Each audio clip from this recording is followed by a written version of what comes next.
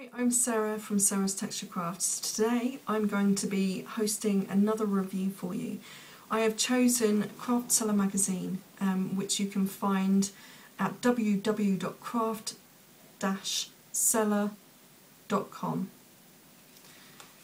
This magazine I purchased, so it was not gifted to me in any way. My review and opinions, as a form of disclaimer, are completely of my own, so I just thought I wanted to share this magazine with you because it's one that I see quite often and in sort of high street newsagents and some of the larger retailers, and I thought it would be something that would be quite useful to any of you who are either in the craft trade as such or are wanting to start making some money for your own handcrafts.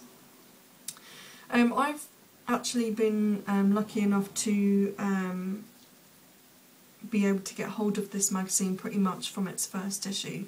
This is now issue number 24.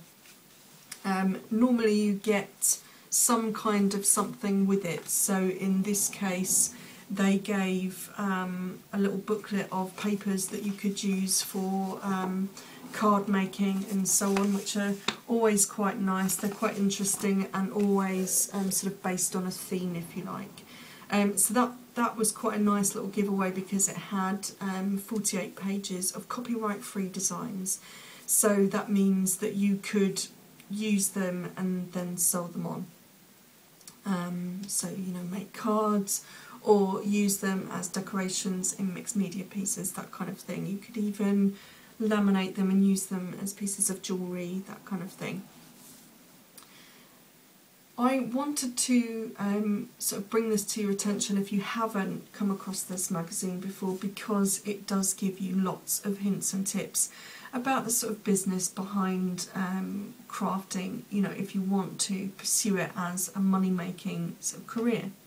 It might not be something that you ever intend to be any more than a hobby business, but if you do intend to take it full time, then there are some lessons in these books that could be useful to you. I know several issues ago they did come across, they discussed the idea of marketing, the idea of SEO, which is useful if you have a website. That's search engine optimization, for those of you who aren't tech savvy. They also talked about accounting, tax returns and so on. So that's some quite useful businessy bits and pieces in here, as well as some inspiration of the kinds of things that you could go on to make. The other thing I do also like, for example, in this book they've got tips on how to boost your sales outside, so top 10 tips. So for example, if you are looking at selling at school fetes, local craft fairs or larger venues, things like that could be really useful.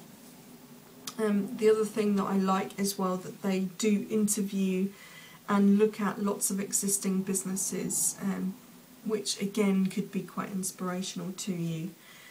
They cover quite a wide range of crafts and crafting events, so everything from sort of sewing to knitting, crochet, even to cake making and other baking, that kind of thing. And as I say, they tend to give you a focus project. So for example, this one is the cute little deer plushie. And there have been in the past knitted cows, bags, that kind of thing. The one thing I have noticed as a result of this book coming out is not only a lot more crafters out there who are looking to make money from either baked goods or handmade items, but also a general rise in interest in multi-crafting. All of those things can only be a good thing. So I really do like that about this magazine. If there were to be one downside, any downside to this book, to this magazine, is not so much the magazine itself, but certainly the rise of a small number of people, if you go onto sites like Etsy and Folksy, who literally use the projects from the book exactly as is and make up a load and put them online to sell. Yeah, of course you can do that. But what I think would be far better and far more profitable and, how do I put this, better for you as an artist would be to use this and to use projects in it as stepping stones to finding your own unique selling point. There is no point in 101 of you creating that same deer plushie that's on the front cover, because you're not going to sell it, because it's not unique, people have seen it. You know, you might get lucky and you might sell a few, but you're never going to make a real business out of it. So what I would suggest is looking at that and thinking, okay, well, I don't want to make this deer necessarily, but the idea of making plushies for children could be quite cute. So what could I do? Would animals be good? Would figures, monsters, that kind of thing? You know, what would be good? What would work for me? What would I enjoy making? What could I be good at? That's what I think you should be doing, is taking this book as inspiration, not as a verbatim, make this, you can sell 100 pieces. Because that's not going to happen, and it's certainly not going to last long term. But that's not the fault of this book. That's more about readers being just a little bit more creative, I guess. There's certainly no reason why you couldn't use examples from this book. For example, how to make this cute toddler summer hat. Change it up, change the design, tweak it a little bit, and then sell it on. Or maybe, you know, make up a couple, but in your own colourways, and just see how it works. Use their projects as maybe a tester to the market to see whether you do actually have a market for products like that. That's fine. But I think, you know, going forward, it would be far better to use this as inspiration for you know, sort of product areas, if you like, that maybe you might be interested in going into. But as I say, on the actual magazine itself, there are lots of inspiration, lots of cute things that you could just make, you know, and gift to friends or give away as Christmas presents, like that cute little crochet bunny. So cute. I think I'm going to have to make a few myself. There are little kiddies in my life who I feel would need a little crochet bunny.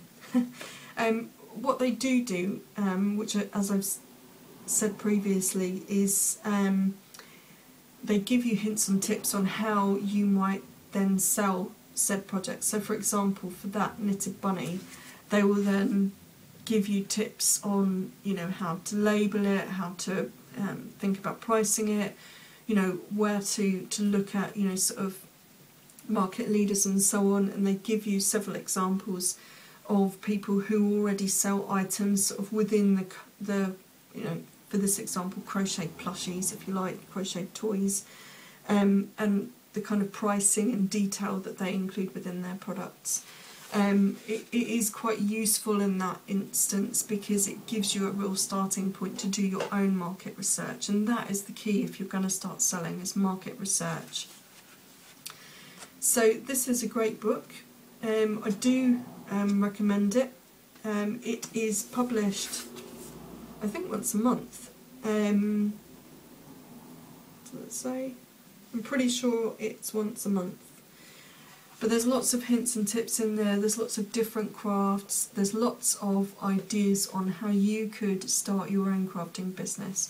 And of course, if you're going to do it, now is the time, because crafts are becoming popular and there are lots of people who would happily buy handmade items rather than make it themselves. So I totally recommend that. That's Craft Seller. You can find them at www.craft-seller.com. On their website there's lots of things to see. They have a blog which they go through sort of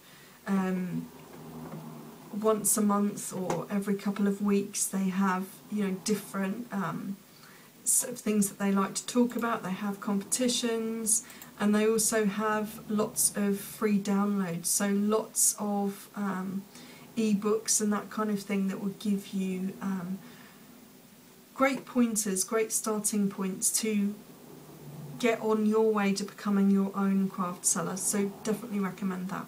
Okay, so that's my review for today. Any questions, you can find me at sarastexturecrafts.com.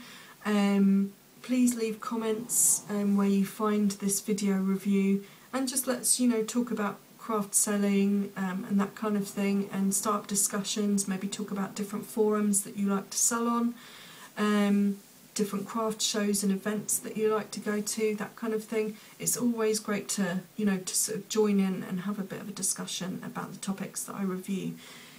Until next time, I want to wish you all a great day and happy crafting. Okay, so catch you later. Cheers.